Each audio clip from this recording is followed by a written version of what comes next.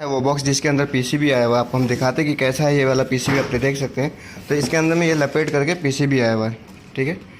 तो इसको ही हम रिप्लेसमेंट करेंगे, नया लगाएंगे। ये जो पुराना ये नया है, इसके जगह पे हम लगाएंगे, ठीक है। किस एसी में लगाने जा रहे हैं वो भी आपको हम दिखाते हैं, और अच्छे से स्टेप बाय स्टेप आपको हम बताएंगे कि कैसे लगाया जाता है। तो ये पीसीबी रखा हुआ है यहाँ पे, आपको दिखा देते हैं सबसे पहले अच्छे तरीके से कि कैसा पीसीबी है। तो ये है पीसीबी, हाइसेंस एसी का है। इसका कोड होता है कि इतने टन का कैसे बनाया जाता है। तो वो बनाने का मैं वो भी डिटेल में बताऊंगा कि किस तरीके से हमने इसको सेट किया है।